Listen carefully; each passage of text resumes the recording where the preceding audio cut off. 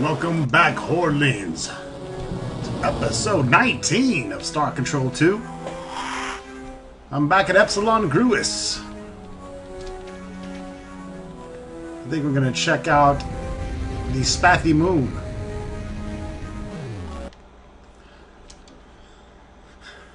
See if we can pick up another device here.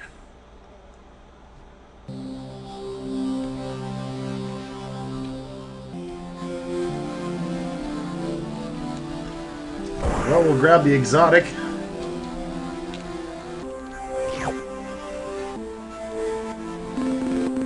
Report from surface, Captain. This is Lieutenant Robinson, sir. We have located an alien artifact down here. Perhaps more importantly, we have found something which I think may explain what happened to the Spathy, and I don't think you are going to like it. We were investigating a large blue machine when Officer Talbot discovered a piece of paper glued to the side of the device. Sir, it's a note from the Spathy High Council. I'll read it to you. Dear humans, how are you? We are fine. However, can we thank you for letting us study your planet's Earth slave shield? Admittedly, it took us some time to replicate the technology ourselves, but we are simply delighted with the results. Yes, sirree! We sure love the idea of putting an impenetrable shield around our planet. Now all those evil monsters that were just about to attack us won't be able to eat us. Thanks. I guess this means we won't be able to send you any more starship captains. Sorry. Well, they want to turn the shields on now, so we've got to get going. I'm sure we'll never ever talk with you again, so bye. Thanks again, your friends, the Spathy Ruling Council. P.S. This machine is the super powerful hyperwave caster that the Unga used to trick us into believing that the Grandmaster Planet Eaters were coming to destroy our planet. We thought that maybe you'd like to have it. Alright, and we can use that to summon the Melnorm as well. Also gives us a little bit more trading options with the Droog, which I don't think really matter. I'm not sure if any of the other artifacts are worth the shit.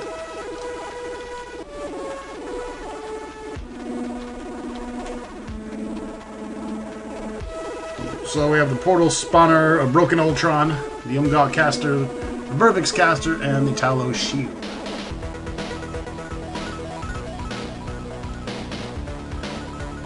Alright, so really I just need to piss away some time here.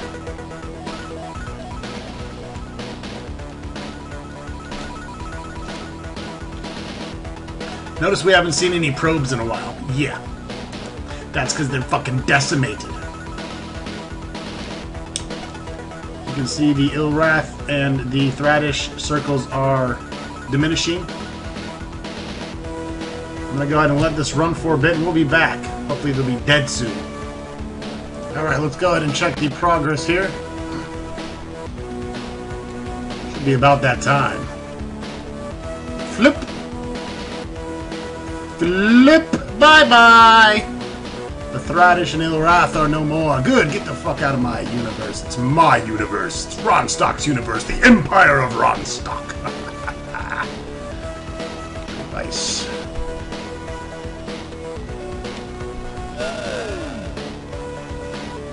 Now we can go to that planet.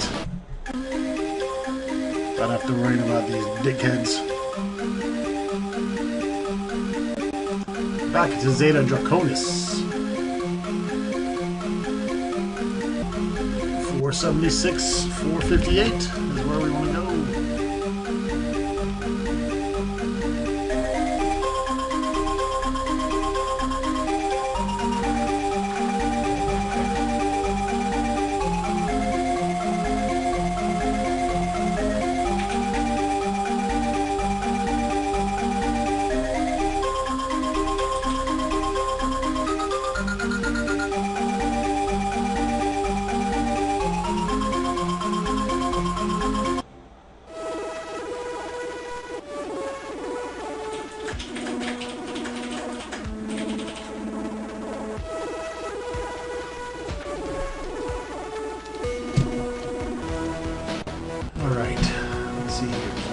Star map.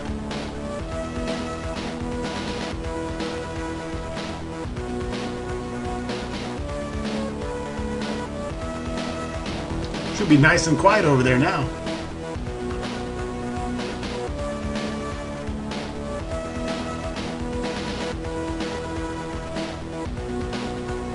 probably kohr-ah. Not too happy I just warped into their sector. But they can blow me.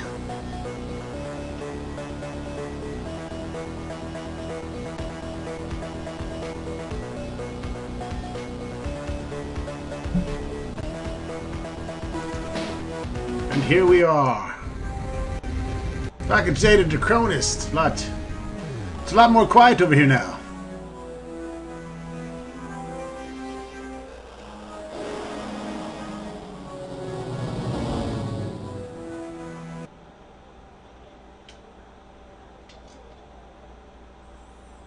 Now, because I took this route, I can't actually build the Thradish ships. If you befriend them and then take this, you can actually build their ships, but I said fuck it.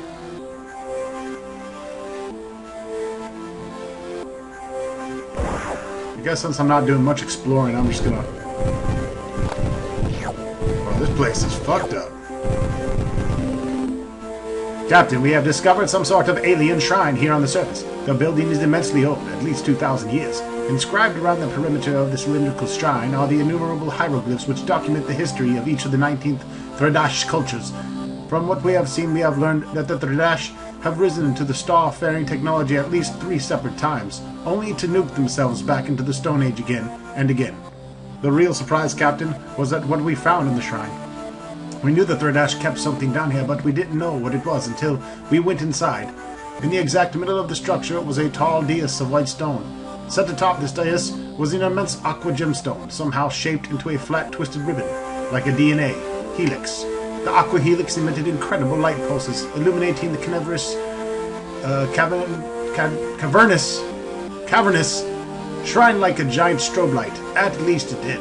Until Private Hendrix decided to see what would happen if he grabbed the artifact. The helix immediately ceased glowing and has remained quiescent ever since. We will bring the aqua helix back aboard the ship for further investigation.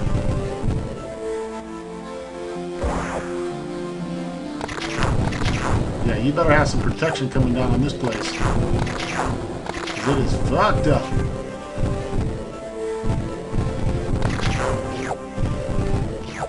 I'm just grabbing shit here and there to kind of make up for the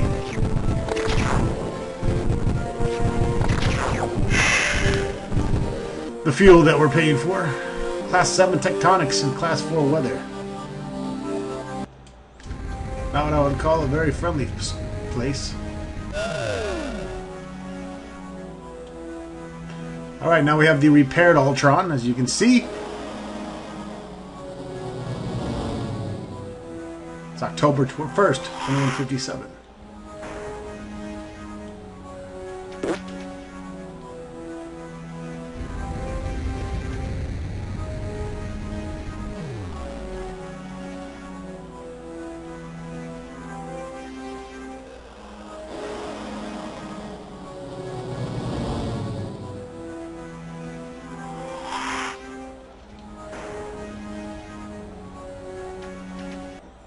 Alright, now we need to return to the Utwig. Alright, now what we need to do is go back to the Utwig. So, once again, bring out the powers of the portal spawn.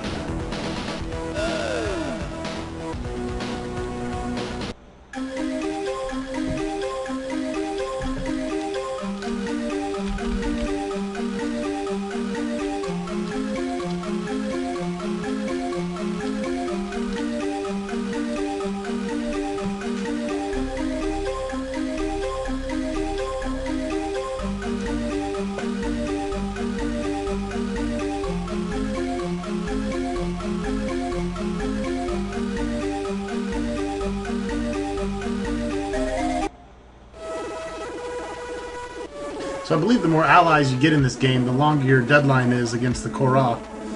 If you take too long, I guess there's an inevitable ending where the kohr-ah take over and blast everyone to smithereens.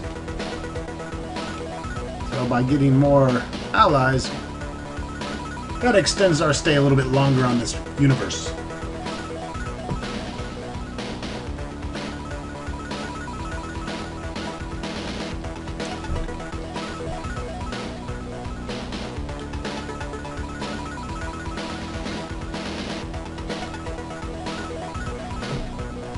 we want to go to Beta Aquarii.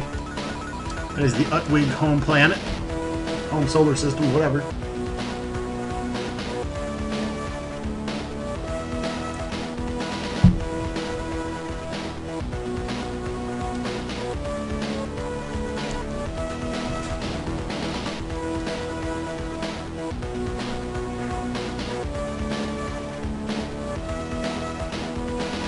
Boom, boom, shakalaka, boom. Gonna be starting the Privateer LP after this. You can see I'm hurtling through these as fast as possible because I spent so much time slacking.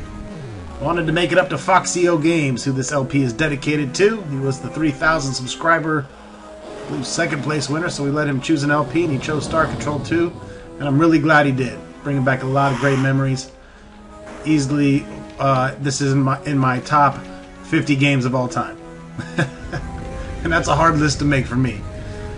But I'll say right off the bat, top 50 easy. Maybe even top 30. I gotta stop there, though. I gotta stop there. I never was really big into sci-fi, but, man, this is easily in my top 5 sci-fi games of the DOS days.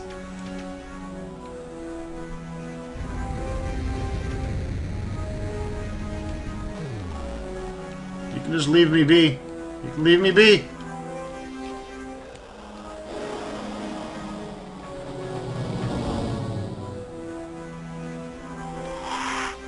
I guess any ship will do.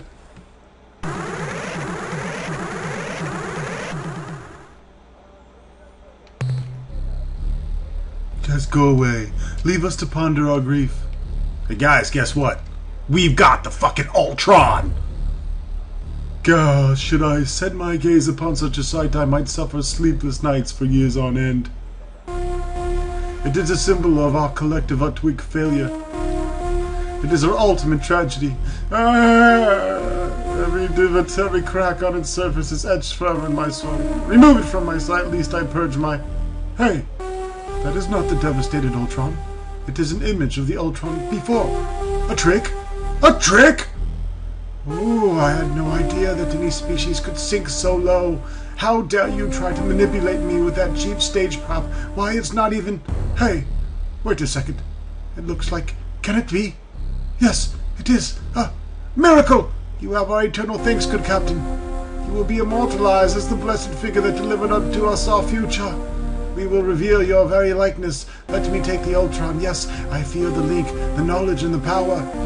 It seems that there is much to do.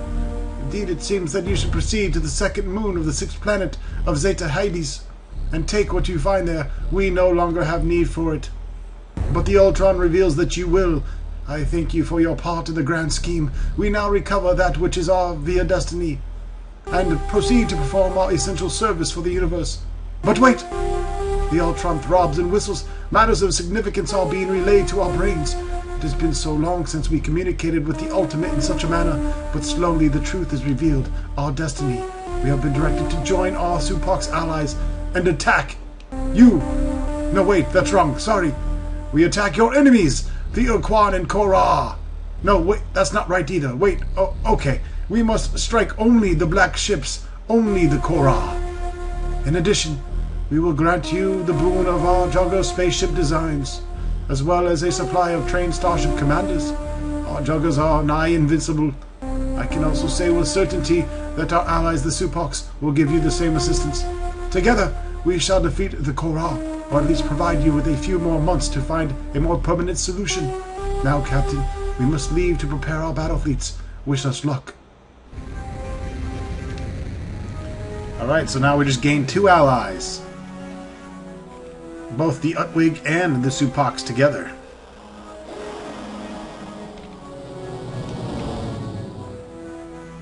And we're allowed to go to Zeta Hades. Hades, I guess. That's at 8:50 and 9:37.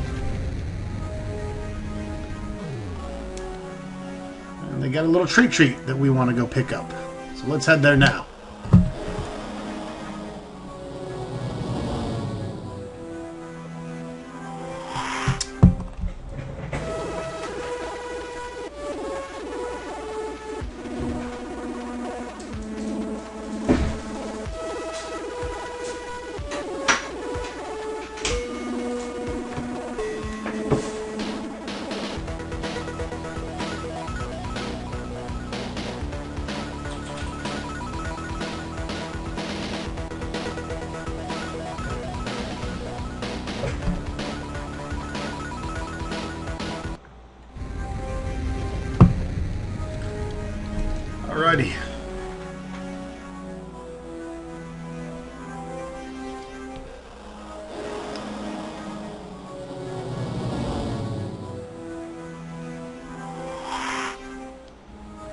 Looking for a moon on planet 6.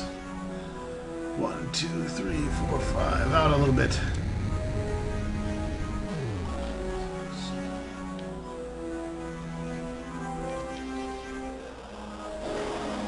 I think it's that big green motherfucker.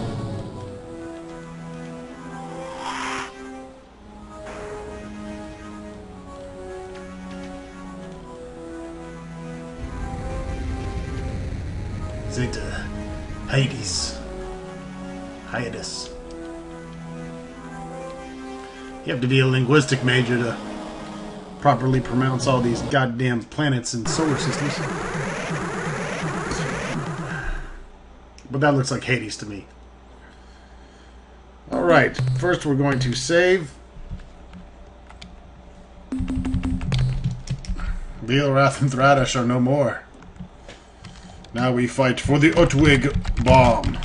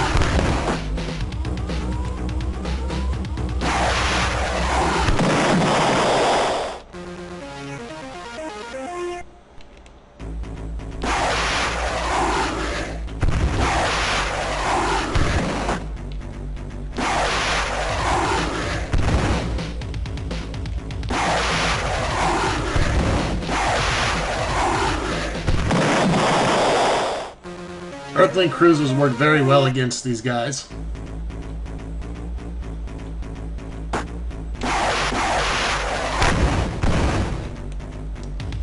You just don't want to get hit.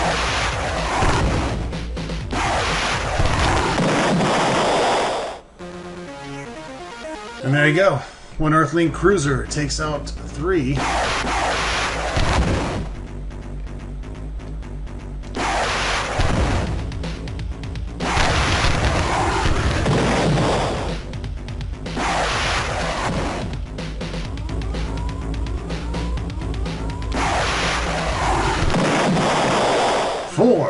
Droog. Got a little beat up.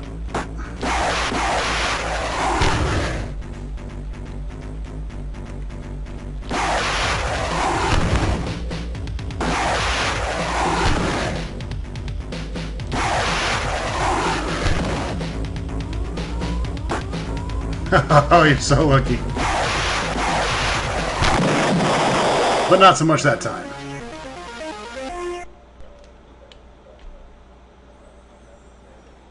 Look at that. One Earthling cruiser takes out 5 Droog ships for 1060 RU. Not so helpless and defenseless as one might think.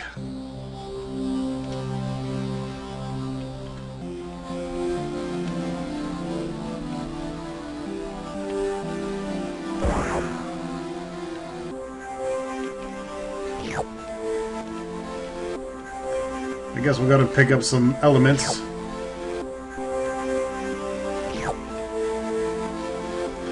And then we'll dispatch. This stuff really isn't worth shit, but, you know. We found a huge precursor device on the planet's surface. A giant black cylinder set within a simple defensive grid. We have already neutralized the grid. Actually, Jenkins just drove through it by accident. But that seemed to work. The artifact is covered with precursor script, and although we can't translate much of the writing, it is pretty clear that the script is a warning, repeated again and again. The energy output of this artifact is scary. It rivals all of our ship's engines at Redline. If I may be so bold, Captain, I would advise that we not experiment with this device until we are back at the star base. We shall now return to the ship, with the black cylinder device carefully stowed in the cargo area. We'll take it. We like unstable devices.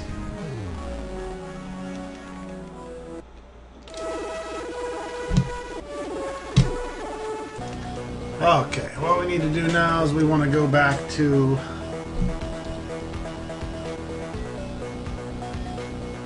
What are the Supocs doing? Oh, they're moving up in there. Look at that. I like the looks of that. Give them a little run for the money. The Supocs and the Utwig are encroaching upon the kohr-ah. In the meantime, we're going to head back to Earth and suit up. It's time for saving the Sirene. That's our next adventure mission that lies in front of us.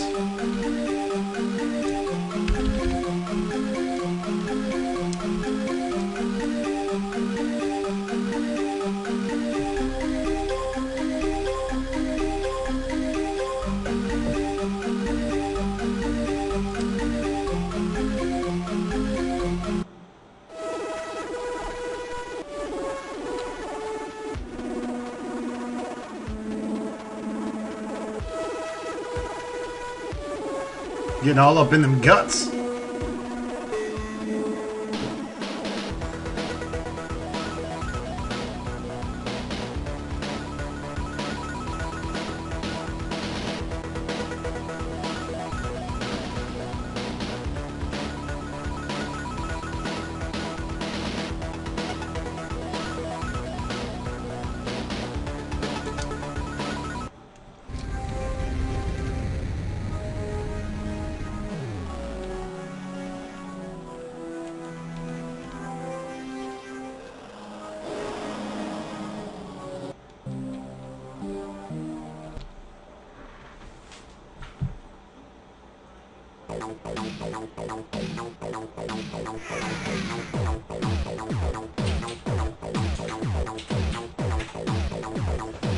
I got some information. A race of planet creatures called the Supocs have arrived in your absence, Captain.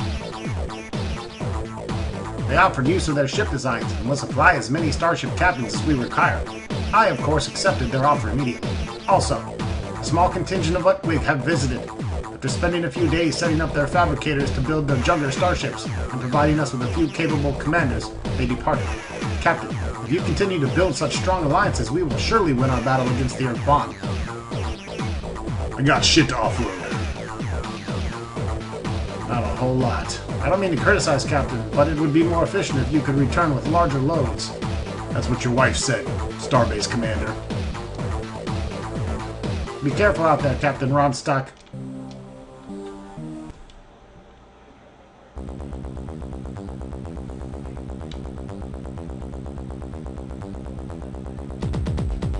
Ooh, the Utwig Jugger, I like that ship. Buy me one of those.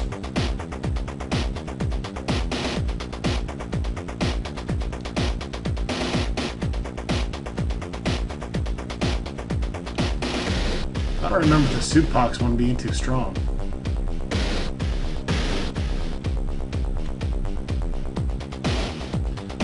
I'm hanging on to the Arrowloo here because they're really good against a certain type of ship that we'll be fighting in the future. Of course, so is the Juggernaut Luglug, but I'm not hell-bent on completing the game without losing a single ship, which pretty much has been the case here due to my save stating. I've always been a save state whore. I've always been a stickler for losing shit and trying to micromanage and perfect games. Guess I'll go ahead and buy some fuel. I mean, I got plenty of money.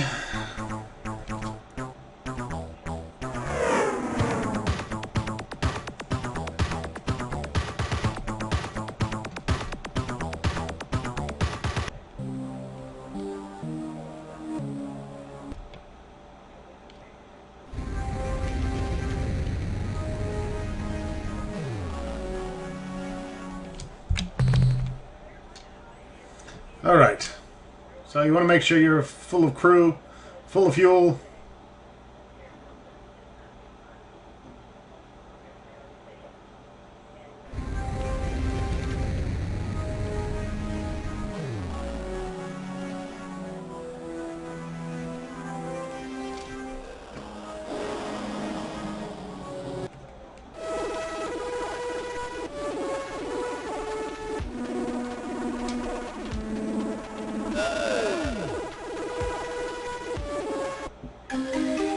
And we need to get to Beetlejuice.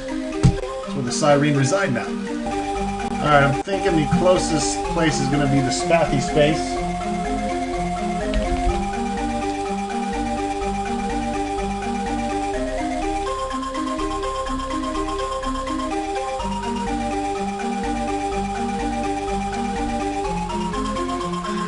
Not really any other quasi-space coordinates that are close. We need to get to Beetlejuice star system in 412.5 and 377.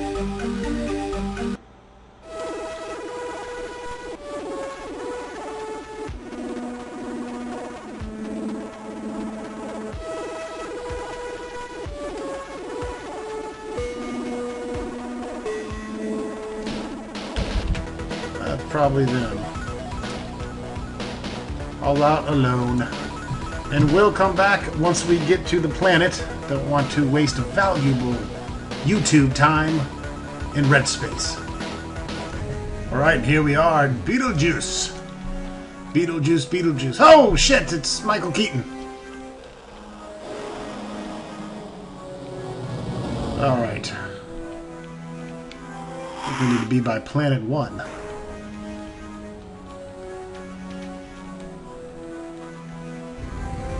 They have a star base as well. Hello. Attention. Unidentified space vessel. Be warned, this slave world and its inhabitants belong to the Ultron. I am Starbase Commander Solana of the slave planet Gaia. Your ship is not responding to standard hierarchy identification sequences. You are therefore classed as independent. And what? Is my monitor display correct? Is that the human commanding that vessel? Who are you guys?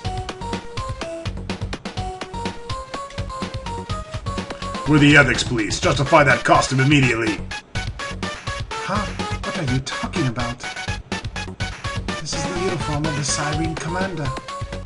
The climate aboard this starbase is maintained at a constant 22 degrees Celsius. What are we supposed to wear in here, parkas? But you haven't answered my question fully. Why are you here? Where are you from? Has the slave shield been lifted from Earth? Are the Ultron finally defeated? Simply put, Captain, what do you want from us?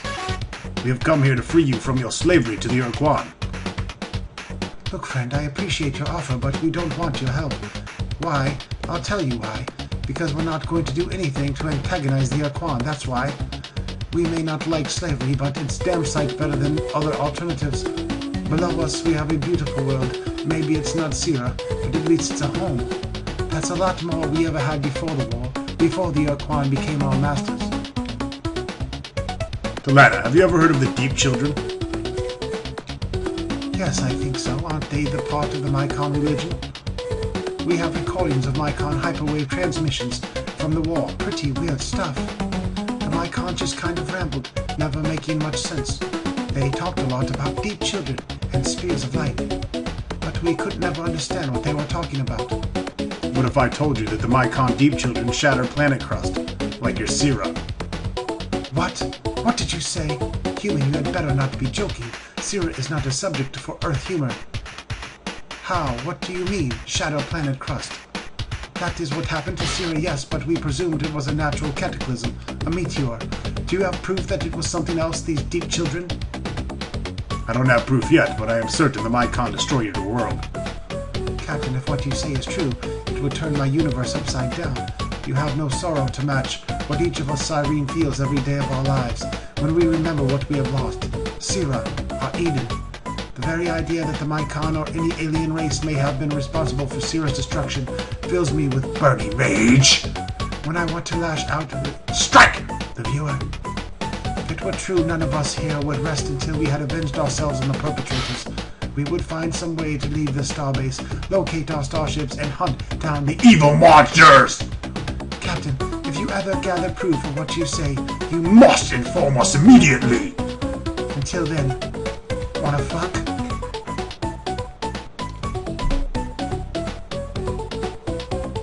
So, Commander Tana, what are you doing here?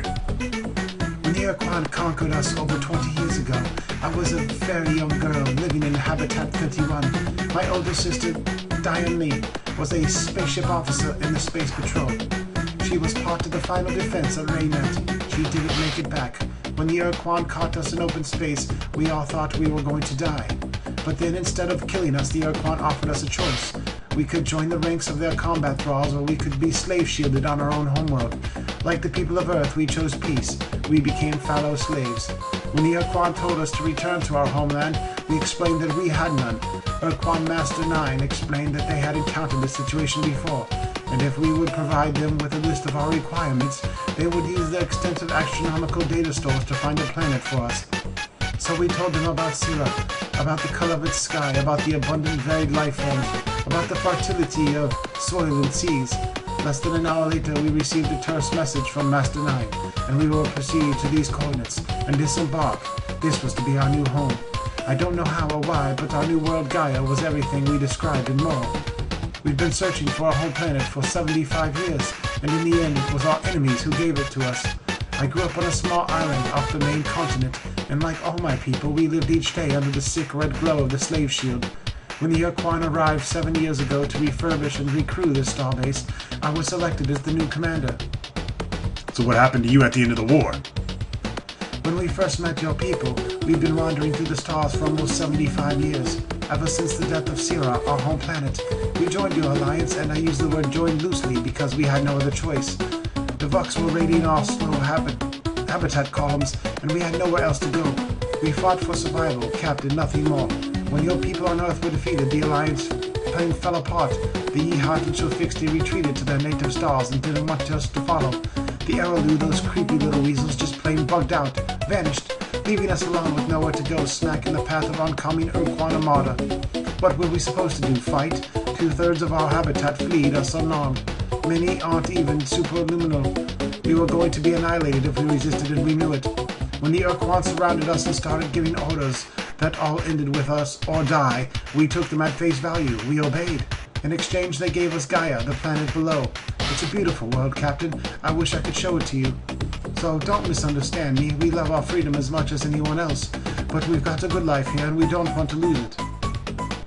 We love your freedom. Why won't you help? Like I said before, Captain, we would like to help, but we are unwilling to risk losing Gaia. Unless you can find a much more compelling reason for us to get involved, you are on your own. Tell me more about your people and their titties. Our bodies are very similar, Captain. Except for certain parts, I mean. What I'm trying to say is that our species are almost identical, almost too close a match to be just coincidence. Well, our culture development is also mostly parallel. Like you Earthlings, we evolved a society from primitive tribes. Those main functioned to protect themselves from our large reptile natives to our old world.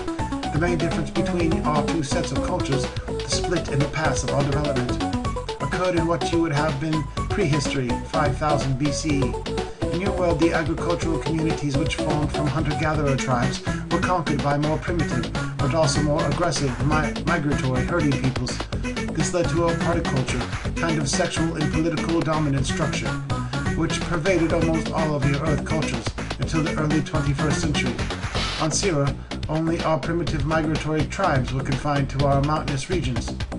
Their hard beast, the Yama, did not do well in the agricultural basins and plains.